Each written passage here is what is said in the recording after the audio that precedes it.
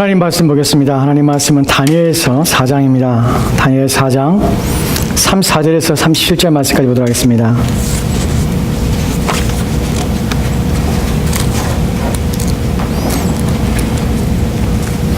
다니엘서 4장입니다.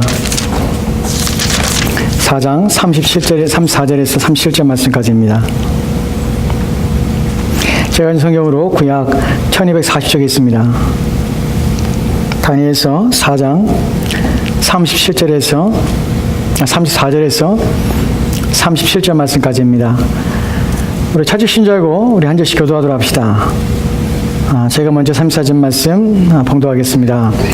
그 기한이 참에 나 느부갓네살이 하늘을 우러러 보았더니 내 충명이 다시 내게로 돌아온지라. 이에 내가 지극히 높으신 이에게 감사하며 영생하신 이를 찬양하고 경배하였나니 그 권세는 영원한 권세요 그 나라는 대대에 이르리로다.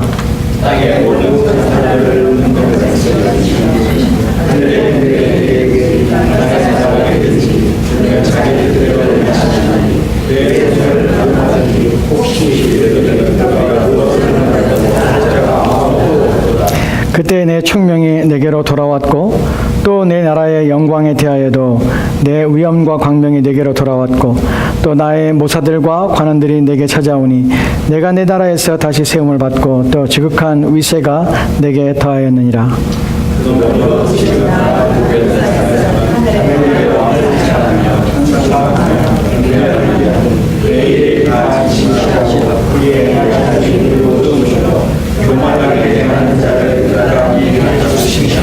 아멘. 아멘.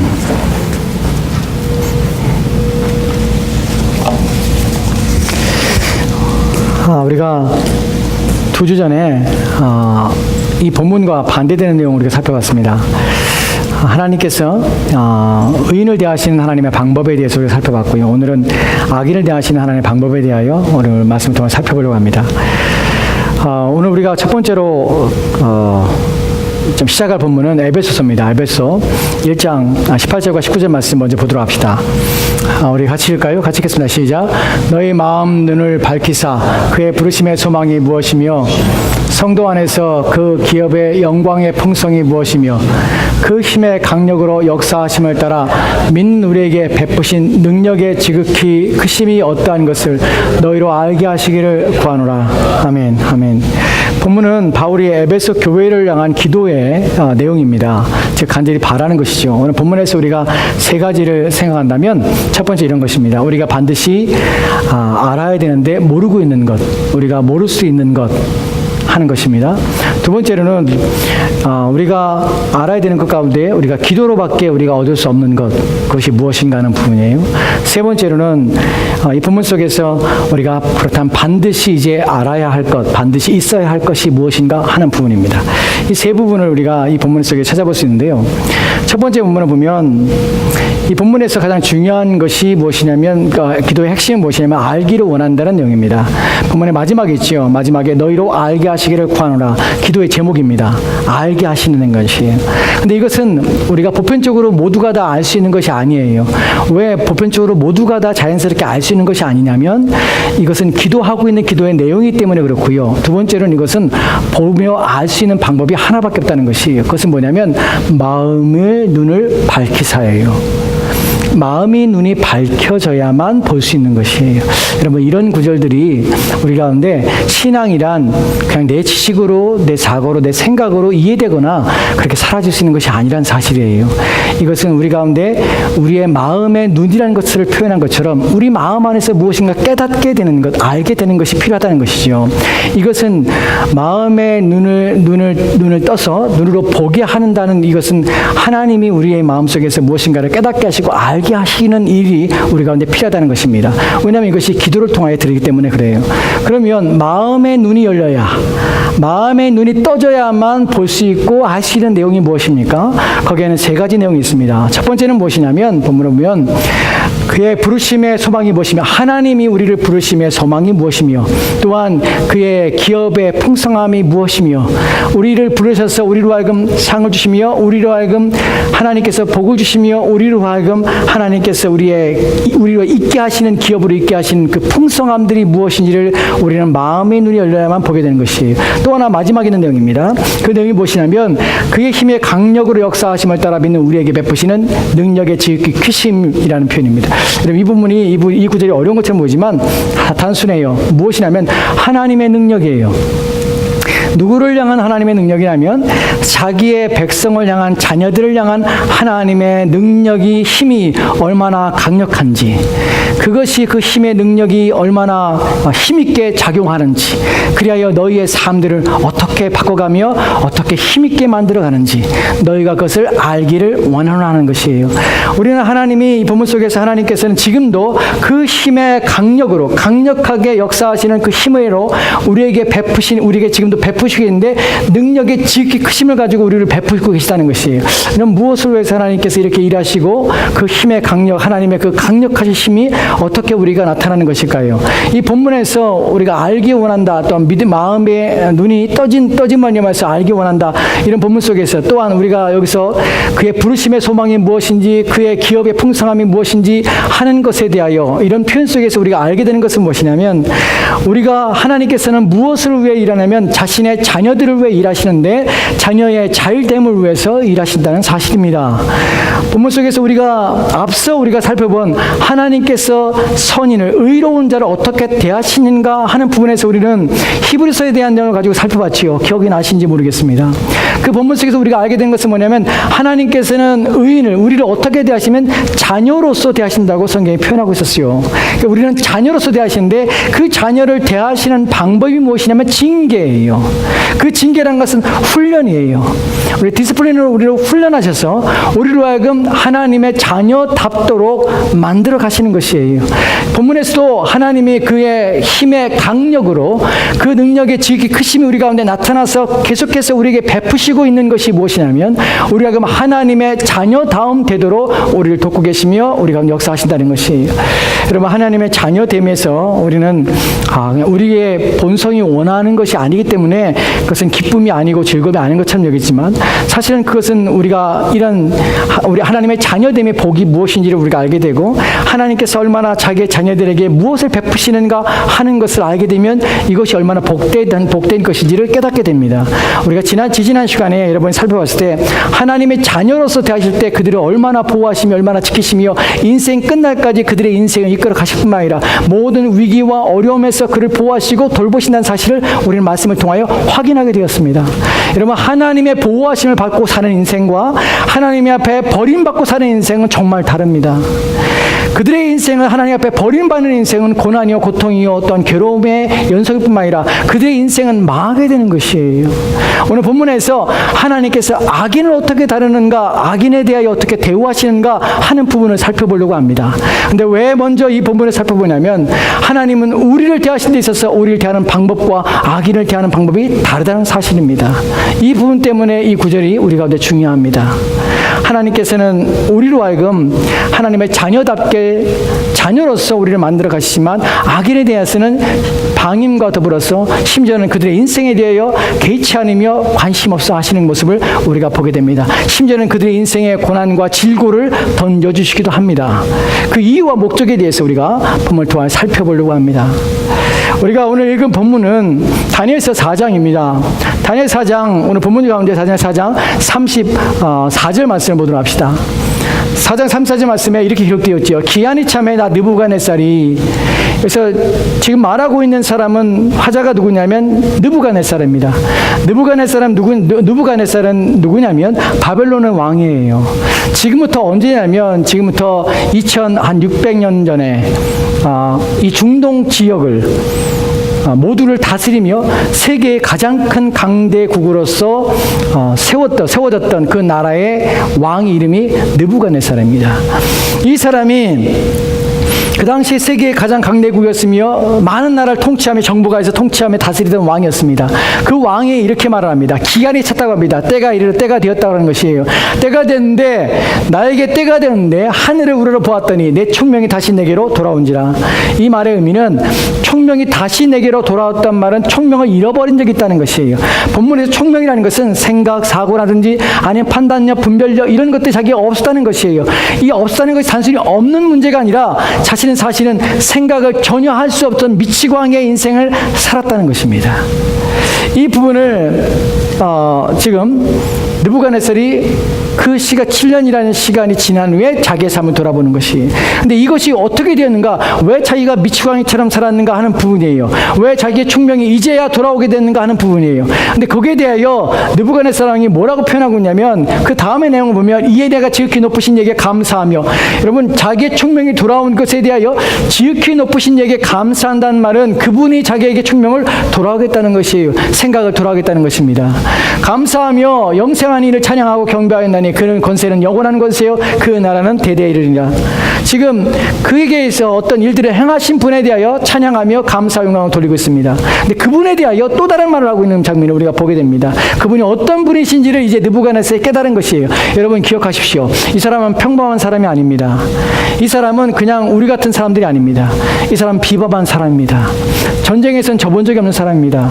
또한 이 사람은 강대한 나라를 세웠고 그 나라의 왕이었습니다. 이 사람이 다스린 나라는 땅으로 밟을 수 없는 정도로 수많은 영토와 또한 영지들을 가지고 있던 사람입니다. 이 사람이 7년 동안 미치광이로서 인생을 보내게 되었습니다. 왜요? 누가 이렇게 만들었습니까? 무슨 일이 그에게 있었던 것입니까? 이 사람이 25절 말씀에서 말하는 것을 보면 이 사람에게서 찬양의 대상, 이 사람이 하고 있는 말을 좀 귀를 기울여 봅시다. 25절 말씀입니다. 35절 말씀 같이 읽겠습니다. 시작. 땅의 모든 사람들을 없는 것 같이 여기시며 하늘의 군대에게든지 땅의 사람에게든지 그는 자기 뜻대로 행하시나니 그의 손을 금하든지 혹시 이르기를 내가 무엇을 하느냐고 할 자가 아무도 없도다. 아멘. 아멘. 여러분 이 사람을 이렇게 만든 장본이 누구냐면 하나님이십니다. 우리가 우리 아버지라 부르시는 그분이 이 사람의 인생 가운데 고난을 줬고 고통을 줬습니다. 이 사람이 그것을 깨닫게 난 후에 하나님이 누구신지에 대한 자신의 경험에 대한 이런 고백을 하는 것입니다. 그 고백 속에서 땅의 모든 사람을 없는 것까지 여기시는 분이에요. 하나님은 누구시냐면 땅의 모든 사람을 없는 것처럼 여긴다는 것이, 여러분 없는 것처럼 여긴다는 말은 아무것도 아닌 자처럼 여긴다는 것이에요. 여러분 이 말은 사람에 대해서 지금 느부갓네살이 말하고 있지만 자기를 포함한 사람이에요. 세상의 왕이라고 여기는 사람이에요. 세상을 지배하며 다스린다고 여기는 사람이에요. 세상 사람들에게 존귀하며 여기를 받는 사람이에요. 영광을 받으며 세상 사람들에게 높임을 받는 사람들이에요. 그 사람들 가운데서는 범죄할 수 있는 비범한 사람이 할지라도 그 모든 사람은 누구 앞에? 하나님 앞에는 아무것도 아니라는 것이에요. 그 앞에는 아무것으로 여길 만한 자격이 없는 자라라는 것이, 누구만 높음을 받습니까? 하나님은 그렇게 위대한 분이라는 사실입니다. 그 다음에 나온 내용을 보면요, 하늘의 군대, 그분은 어떤 분이냐? 하늘의 군대든 땅의 사람에게든지 그는 자기 뜻대로 행하시나니, 이분은 자기 마음대로 모든 것들을 행하시는 분이에요. 마지막 내용 보면 그의 손으로 금하든지 혹은 이르기를 내가 무엇을 했냐고 할 자가 아무도 없도다. 그의 손을 금하든지라는 말은 그분이 하시는 일에 대하여 누구든지 그것을 막을 자가 없다는 것이에요. 그가 만난 하나님, 우리 아버지라 고백하는, 또한 우리가 믿고 있는 그 하나님은 어떤 분이시냐면 아무도 그가 행하시는 일을 막아서거나 멈추거나 그것을 못하도록 방해할 수 없는 분이라는 사실입니다. 이것이 지금 이방인의 왕이 지금 고백하는 내용입니다. 또한 그 마지막의 내용 속에서 그 무엇을 하냐고 할 자가 없느냐. 왜 그것을 합니까? 그것을 하지 마십시오 라고 그것을 막거나, 또한 왜냐고 묻거나 이유에 대해 따져 묻거나 할 자가 아무도 없다는 것이에요. 여러분 성경은 하나님께서는 자기 모든 것들을 자기의 뜻대로 행하시는 분이라고 우리 가운데 말씀하십니다. 우리는 그분을 막을 수가 없습니다. 우리는 어떤 것들도 그분에 대하여 거부하거나 그분의 뜻이 이루어지지 못하도록 방해할 수 있는 것이 전혀 없다는 사실입니다. 왜냐하면 하나님은 자기의 뜻대로 행하시는 분이시기 때문에 그렇습니다.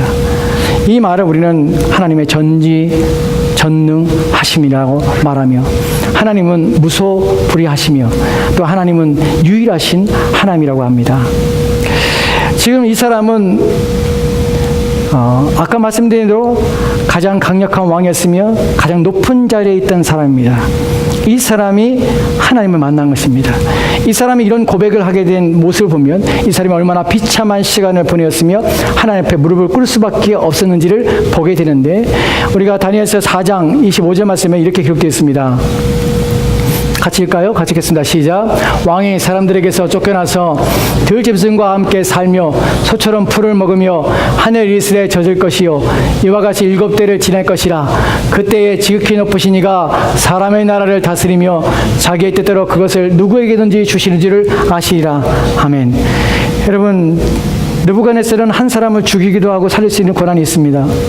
그 사람은 자기의 마음대로 생명을 살리기도 하고 또한 사람을 높은 곳에 올리기도 하고 내리기도 할 수 있는 사람입니다. 그래야 그 외에는 누구도 세상의 주인이라고 말할 수 없는 정도로 강력한 권한을 가지고 있는 사람입니다. 이 사람이 어떤 일을 당했냐면 왕이 사람에게 쫓겨나서, 지금 이 구절은 다니엘을 통해서 하나님께서 느부갓네살 왕이 겪게 된 일들에 대하여 예언하는 장면입니다. 당신에게 이런 일이 있을 것입니다. 하나님께서 당신에게 이런 일을 허락하실 것입니다. 라는 내용입니다. 그 내용 속에서 왕이 사람들에게 쫓겨납니다. 왜 쫓겨나냐면 이 왕이 갑자기 미쳐버린 것이에요. 갑자기 이 사람이 생각이 없어져 버린 것이, 갑자기 이 사람의 머릿속에 아무것도 없으며 이 사람의 본능에 따라서 짐승처럼 행하게 된 것이, 사람들에서 쫓겨나게 됐어요. 7년 동안 이 사람이 쫓겨나서 어디로 갔냐면 들짐승과 함께 살며 소처럼 풀을 먹으며 광야에 살게 되었던 것입니다. 그리고 하늘의 이슬에 젖은 것이요 밖에서 살면서 마치 광인처럼, 미치광이처럼 밖에 들판을 헤매며 맨발로 또한 찢어진 옷을 입고 또한 그렇게 돌아다니면서 막 머리는 산발하고 이렇게 돌아다닌 것이에요. 7년 동안. 그리고 7대를 지날 것이니 7대를 지나게 되었습니다. 그리고 아까 우리가 읽었던 3, 4절 말씀에서 기약이 이름에 때가 이름에 라는 표현을 쓰는 것입니다. 7대를 지날 것이요 그때에 지극히 높으신 이가 사람의 나라를 다스리며 자기의 뜻대로 그것을 누구에게든지 주시는지를 아시리라. 사실 느부갓네살은 교만했습니다. 하나님께서 왜 그의 인생에서 그의 7년이라는 기간 동안에 그의 생각을 멈추시고 그의 모든 사고를 멈춰서 그로 하여금 범인이 아니라 그로 하여금 탁월한 비범한 사람이 아니라 그 비범한 지능이 모두가 상실되어서 한순간에 미치광이로서 인생을 살게 되었냐면 하나님께서 그를 교만함을 꺾으시기 위해서 그의 인생을 무너뜨린 것입니다. 그는 7년 동안 미치광이로 살게 된 것이, 근데 그 후에 무엇을 이가 알게 되냐면 바로 마지막에 있는 지극히 높으신 이가 사람의 나라를 다스린 줄을 알게 되는 것이에요. 자기가 자기의 나라를 다스린 줄 알았습니다. 자기가 정복을 통하여서 모든 나라를 통합하여서 이제 자기가 제국을 건설했다는 것이 자기의 힘으로 된 줄 알았습니다. 그런데 자기가 아니라 하나님이 다스린 줄을 알게 된 것이에요. 또한 더불어서 자기의 뜻대로 그것을 누구에게 주신 줄을 알게 된 것이, 이제 자신의 마음대로 할 수 있는 것이 아무것도 없다는 사실을 알게 되는 것입니다. 하나님만이 자기 뜻대로 사람을 세우기도 하시고 또한 넘어뜨리기도 하시는 분이 하나님이라는 사실을 알게 된 것입니다. 여러분, 이 사람은 지금 하나님에 대하여 알고 하나님에 이런 고백을 하지만 이 사람이 하나님을 믿은 사람은 아닙니다. 이 사람은 하나님 믿지 않습니다. 근데 경험을 한 것이죠. 하나님에 대한 이 비극적인 경험을 통해서 하나님이 누구신지를 이제 깨닫게 되었고 알게 되었습니다. 그러나 안다고 해서 믿는 것은 아닙니다. 그러나 하나님께서는 악인을 다루실 때 하나님께서는 그의 인생 가운데 어떠한 그의 인생의 고통과 고난을 통해서 그가 누구신지를 알게 하시며 깨닫게 하시는 일을 하신다는 것이에요. 여러분, 이것은 느부갓네살 자신을 위해서 아니라 이 사람의 무너짐과 쓰러짐을 통하여 이것을 읽고요 또한 이것을 깨닫는 모든 자들에게 유익함을 주시기 위해서입니다. 하나님은 그걸 통하여서 자신이 누구신지를 우리에게 알리시는 것입니다. 악인을 다루시는 하나님의 방법은 하나님께서 선한 철인처럼 그의 인생을 보호하시며 돌보시는 것이 아니라 그의 인생을 때로는 무너뜨리시고 그의 인생에 관심을 기울이지 아니하시며 그의 인생을 험하게 만드심으로 그의 인생이 무너지는 바람으로 우리로 하여금 하나님 누구신지를 알게 하시는 것입니다. 악인의 인생은 복되지 않습니다.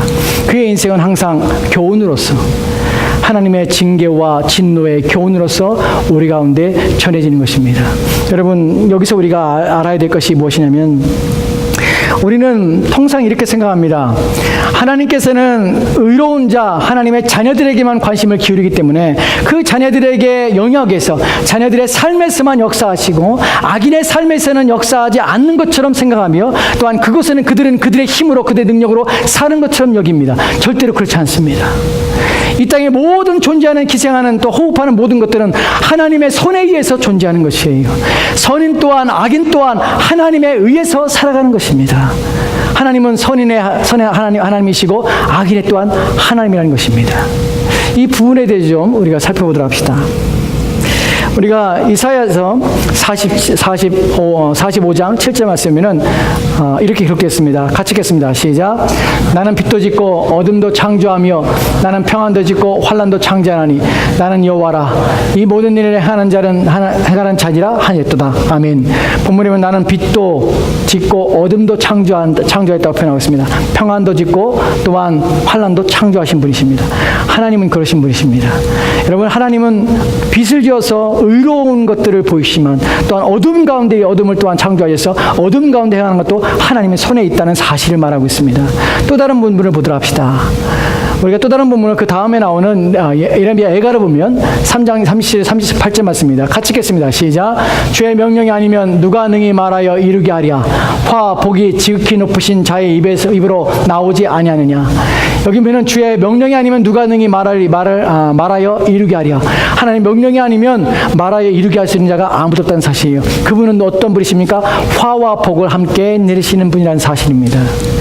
우리가 지금 말하고자 하는 거, 우리가 살펴보자 하는 거, 중요한 것은 무엇이냐면 하나님은 택한 자, 하나님의 자녀들만의 하나님이 아니라 또한 하나님은 하나님의 백성들에게만 역사하신 하나님이 아니라 하나님은 모든 인간들에게 역사하시는 분이라는 사실입니다.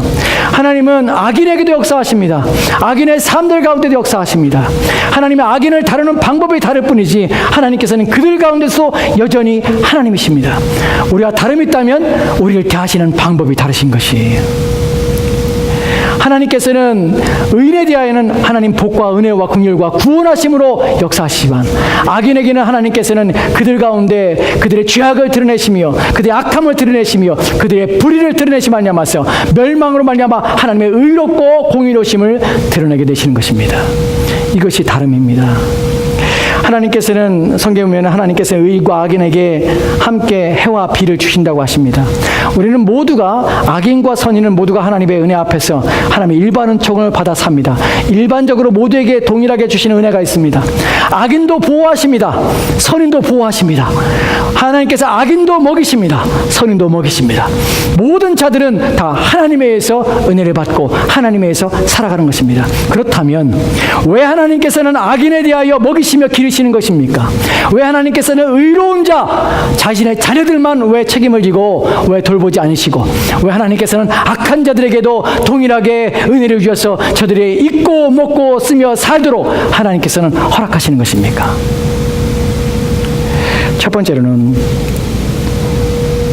하나님께서 악인에게 은혜를 베푸시는 것은 그들에게 회개할 기회를 주시는 것입니다. 우리가 아합이라는 사람의 모습을 볼 때에 여러분 잘 알지 못할 수 있지만 악한 왕입니다. 하나님께서는 그를 멸하기를 원하셨습니다. 근데 하나님께서는 즉시 멸하지 않고 계속 기다리셨습니다. 그 기다리심의 이유가 무엇이냐면 하나님 그에게 기회를 주시는 것이, 성경에서는 하나님께서는 악인이 멸망을 당하는 것을 기뻐하지 않으신다고 하십니다. 왜 기뻐하지 않냐면 모든 사람이 구원에 이르기를 원하시기 때문에 그렇습니다. 악인이 오늘 죄를 짓는데 불구하고 그가 멸망당하지 않는 이유는 그가 의롭기 때문이 아니라 하나님께서 진노하지 않기 때문이 아니라 하나님께서 그의 죄를 미워하지 않기 때문이 아니라 하나님께서는 여전히 그에게 기회를 주어서 회개하도록 불러내시기 위해서 하나님께서는 여전히 진노의 시간을 늦추시는 것뿐이라는 사실입니다. 근데 사람들은 몰라요. 자기가 오늘 죄를 짓는데 불구하고 하나님께서 갑자기 하늘에서 벼락을 내려서 자기를 치지 않고 땅을 갈라지게 해서 자기를 땅속에 묻지 않는 이유에 대해서 사람들은 하나님이 죄를 보지 않으시며 또 하나님께서 죄에 대해서 알지 못하시며 나의 죄에 대하여 관여하지 않으시며 하나님은 공의로운 하나님이 아니라고 믿습니다. 여러분, 그것은 어리석은 것입니다. 악인이 오늘 멸망을 당하지 않는 것은 하나님의 길이 참으심 때문에 그렇습니다. 하나님께서 그들에게 회개의 기회를 주시기 때문에 그런 것입니다. 두 번째로는 하나님께서 악인에게 입을 것과 먹을 것을 주시며 여전히 우리에게 동일하게 하듯이 그들의 삶에 필요한 것들을 채워주시며 때로는 성공하게 하시며 때로는 번영하게 하시는 이유가 있습니다. 그 이유는 그들의 죄가, 그들의 악이 더욱더 번성하여 그들의 죄가 더 그들 가운데 얼마나 심한지, 얼마나 부패한 상태에 있는지를 더 드러내게 말미암아서 하나님의 심판이 의로움을 증명해내시는 것입니다. 왜 악인이 때로는 성공하지 아십니까? 왜 불의한 자가 때로는 그 불의함이 유익을 거두며 그들이 수고하는 것들이 거둬진지 아십니까? 왜냐하면 그들의 악이 쌓고 또한 그들의 죄악들이 쌓여서 하나님이 진노의 때에 결코 그들은 핑계하지 못하도록 하나님께서는 그들의 죄악이 무엇인지, 그들의 인생에 쌓은 것이 무엇인지, 그들의 삶의 열매가 무엇인지를 확인시켜 주시는 것입니다.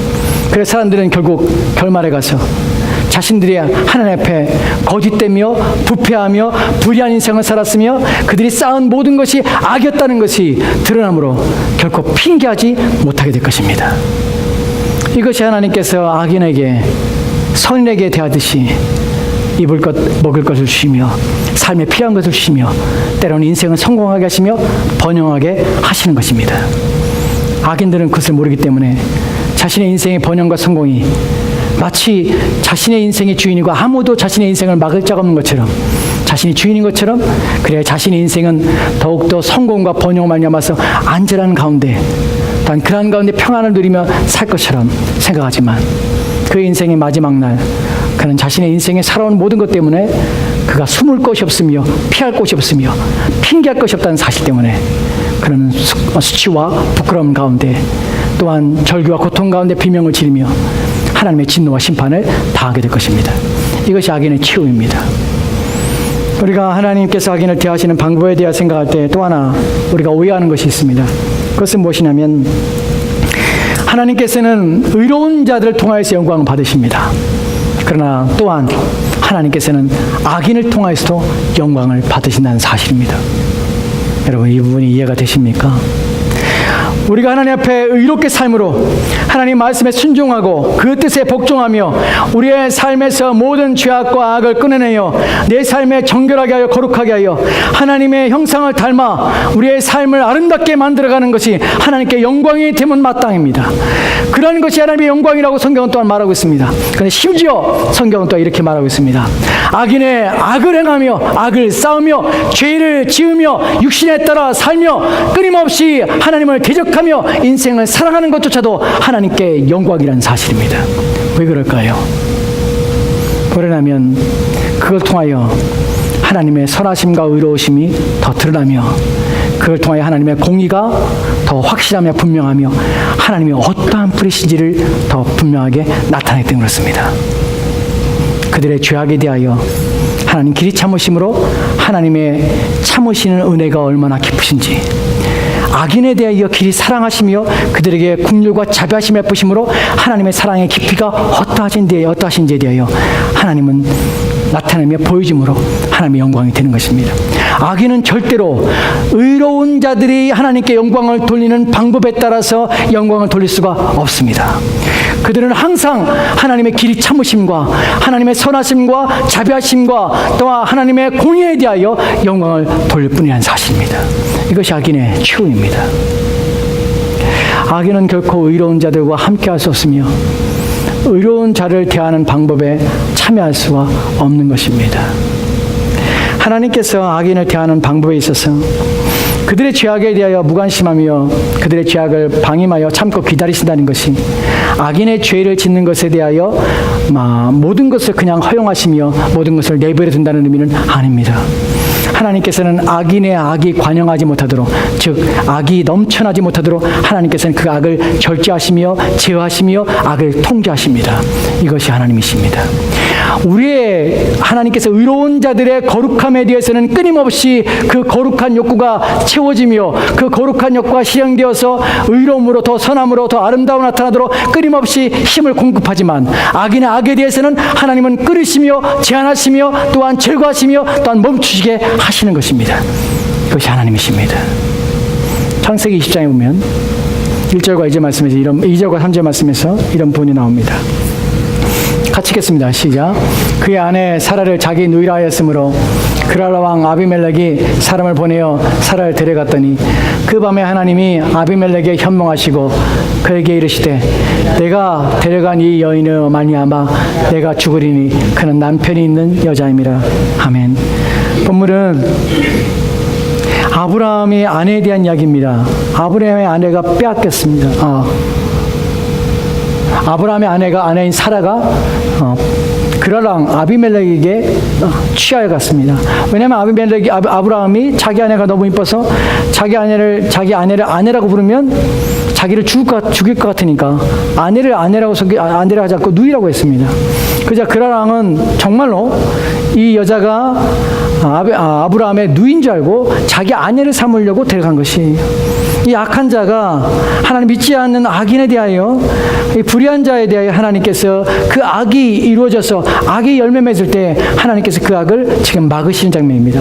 본문에 보면 현몽하여라는 표현이 꿈에 하나님께 나타나있습니다. 그리고 아비멜렉에게 말씀하셨습니다. 뭐라고 말씀하시냐면 그에게 이르시되 내가 데려간 이 여인으로 말미암아 내가 죽으리니 그는 남편이 있는 여자이라. 손을 대게 못하게 하시는 것이, 하나님께서는 악을 멈추게 하시는 것이, 악을 제한하십니다. 여러분, 악인이 성공하지만, 악인이 번영하지만 영원히 번영하지 못합니다. 악인이 잘 되는 것처럼 보이지만 영원히 잘 되지 못합니다. 왜냐하면 하나님께서 그 악을 끌어버리고 제한하시기 때문에 그렇습니다. 악인은 항상 하나님의 통제와 또한 하나님의 지배 가운데서 그 악이 절제되도록, 그 악이 또한 하나님의 영광을 가리지 못하도록 그 악을 제한하십니다. 그 악이 이르지 못하도록 막으시는 것이에요. 또 한 장면을 우리가 보도록 하겠습니다. 욥기 1장 11절 말씀입니다. 욥기 1장 11절 12절 말씀입니다. 같이 읽겠습니다. 시작. 이제 주의 손을 펴서 그의 모든 소유물을 치소서. 그리하시면 틀림없이 주를 향하여 욕하지 아니하겠나이까. 여호와께서 사단에게 이르시되 내가 그의 소유물을 다 내 손에 맡기노라. 다만 그의 몸에는 내 손을 대지 말지니라. 사단이 곧 여호와 앞에서 물러가니라. 아멘. 아멘. 여러분, 하나님께서 악인을 대하시는 방법에 대해서 우리가 살펴보고 있지만 하나님께서는 악의 근원이신 사단 또한 통제하시며 다스린다는 사실을 여러분 기억하셔야 합니다. 왜 우리가 악인에 대하여 하나님 대하시는 방법을 우리가 알아야 되고 깨달아야 되냐면, 이것은 우리에 대해 대하는 방법이 아닌데 우리가 관심을 기울이냐면, 하나님께서 악을 통제하시며 악을 지배하시며 악조차도 하나님의 주권 아래 있다는 사실은 우리로 하여금 위로가 됩니다. 왜냐하면 우리를 함부로 대하지 못하기 때문에 그래요. 우리를 향하여 다가오는 악에 대하여 하나님 그 악을 멈추게 하십니다. 우리를 해하려며 우리를 넘어뜨리며 우리를 쓰러뜨리는 악에 대하여 하나님은 그 악을 쏘시며 또한 악을 짓밟으시며 악을 쓰러뜨려서 그 악에 열매 맺지 못하도록 하나님 막으신다는 것입니다. 이것이 하나님의 방법입니다. 사단이 하나님 앞에 왔습니다. 사단의 이름은 참소한다는 의미예요. 참소한다는 것은 고소하며 거짓말로 꿰어서 비방하며 또한 사람에게 마음속에 악한 마음과 생각을 주어서 그것을 말미암아서 사단이 이끌려서 거짓말을 하게 하고 또한 남에 대해 비방하며 또 악한 말을 하게 하는 자입니다. 하나님께 와서 누구에 대해서 얘기를 하냐면 욥에 대해서 얘기를 합니다. 욥이 하나님을 섬기는 이유가 없겠습니까? 하나님께서 그의 재물을 풍성하기 때문에 그가 하나님을 섬기는 것 아닙니까? 재물을 하나님께서 취하여 가신다면 그는 절대로 하나님을 예배하지 않을 것입니다. 그의 신앙은 어디에 걸렸냐면 물질에 걸려 있습니다. 그것뿐이지 그는 진정으로 그의 마음이 하나님을 섬기고 있지 않습니다. 라는 말입니다. 이에 대해 하나님께서 이 사단에게 말씀하신 내용이 무엇이냐면, 내가 그의 소유물을 다 내 손에 맡겨놓으라. 여러분, 이 구절이 중요한 이유가 소유물조차도, 욥이라는 사람의 하나님을 섬기는 사람의 소유물조차도 하나님께서 손을 대지 못하게 하신다는 것이에요. 손을 댈 수 있는 능력이 없다는 것이에요. 하나님께서 그 악이 감히 하나님의 자녀의 삶의 인생 가운데 들어오는 것에 대하여 하나님은 제한하시며 또한 그것을 막아서신다는 것입니다. 하나님의 허락하실 때에 그 일이 일어나게 되는 것입니다. 또한 하나님께서 이렇게 말씀하십니다. 그의 몸에 손을 대지 말지니라. 하나님께서 허용하시지만 또한 허용하지 않는 부분이 그의 몸에 손을 대지 말라고 합니다. 사단은 하나님께서 허용하지 않으시면 하나님의 자녀에 대하여 아무것도 할 수 없다는 사실을 기억하십시오. 우리 하나님은 어떤 하나님이시냐면 악인을 통제하시며 악인을 지배하시는 하나님이십니다. 그 악인에 대하여 비록 우리가 고난을 당하고 때로는 어려움을 당하지만 그것은 하나님의 허용 가운데 있으며 또 하나님의 지배와 통제 가운데 있다는 사실을 기억하십시오. 악인의 행함은 고삐 풀린 망아지의 행동이 아닙니다. 악인의 행동은 항상 하나님의 고삐를 쥐고 있기에 악인은 하나님의 뜻 없이 행동할 수 없다는 사실입니다. 이것이 우리 가운데 위로가 되는 것이에요. 우리 가운데 비록 때로는 불행이라고 여겨지는, 우리의 삶에서 인생이 망함이라고 여겨지는, 또한 우리가 생각하지 않는 일들로 말미암아서 절망이라는 단어가 우리의 마음에 떠오를 때도 여러분 잊지 말아야 합니다. 악은 하나님의 고삐에 잡혀 있다는 사실입니다. 결코 우리를 무너뜨리지 못합니다. 하나님 허락이 없으면 결코 악한 일이 우리 가운데 일어나지 않게 될 것입니다. 그리고 또한 우리 가운데 있는 모든 불행 또한 하나님의 손에 붙들려 있다는 사실을 기억하십시오. 이것이 우리가 악을 통제하시며 악을 지배하시는 하나님을 통하여서 얻게 되는 유익입니다. 한 구절 마지막으로 보도록 합시다. 히브리서 13장 6절 말씀에는 이렇게 기록되어 있습니다. 같이 읽겠습니다. 시작. 그러므로 우리가 담대히 말하되 주는 나를 돕는 이시니 내가 무서워하지 아니하겠노라. 사람이 내게 어찌하리요 하노라. 아멘. 그러므로 우리가 담대히 말하노라. 여러분 담대히 말할 수 있습니까? 여러분 마음에 이런 담대함이 있습니까? 신자는 담대해야 됩니다. 자기 인생에 닥치는 문제와 어려움에서 담대해야 합니다. 왜냐하면 하나님이 계시기 때문에 그렇습니다. 우리가 담대할 이유는 주는 나를 돕는 자시기 때문에 그렇습니다. 이 도움은 우리의 인생의 모든 것들에서 해당이 됩니다. 하나님은 우리의 육적인 문제와 또 영적인 문제 그 어느 것이건 그 모든 문제에 있어서 하나님은 주권자이십니다.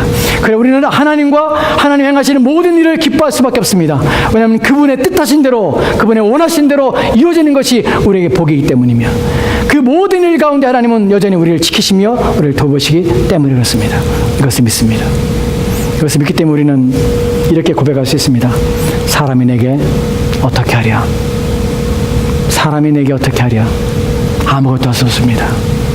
하나님 허락하지 않으면 아무것도 내게 일어나지 않습니다. 그래 우리는 담대하게 이렇게 말합니다. 주께 주는 나를 돕는 자이시니 사람이 내가 무엇을 하랴? 아무것도 할 수 없습니다. 이것이 우리의 믿음입니다. 우리는 하나님 믿는 자입니다. 하나님 의지하는 자입니다. 하나님이 우리를 보호하시며 지키시며 자기의 자녀를 책임지신다고 하십니다. 그 약속을 믿는다면 이 약속에 따라 우리는 소망을 가지고 하나님을 신뢰하여 우리 마음에 주시는 평강과 위로 가운데 하나님과 하나님의 일을 기뻐하는 저와 여러분이 되었으면 좋겠습니다. 기도합시다. 하나님, 우리가 주의 말씀을 통해서 하나님께서는 의로운 자들의 삶을 보호하시며 돌보실 뿐만 아니라 또한 통제하시며 다스리며 지배하실 뿐만 아니라 악인의 삶들과 그 모든 악한 일에도 하나님의 지배와 통제와 다스림이 있다는 사실을 우리를 알고 알게 하심에 인하여 감사합니다. 악한 것들에 대하여 두려워하지 않게 하옵소서. 불행이라 일컬어지는 것들에 대하여 두려워하지 않게 하옵소서. 낙심이나 절망이라 일컬어지는 것들에 대하여 우리의 마음이 고통하며 또한 괴로워하지 않게 하옵소서. 우리의 모든 인생의 주인은 하나님이시고 우리의 모든 인생의 벌어진 일들은 하나님의 주권 아래 있으며 주의 다스림과 통치 아래 있음을 믿게 하여 주옵소서.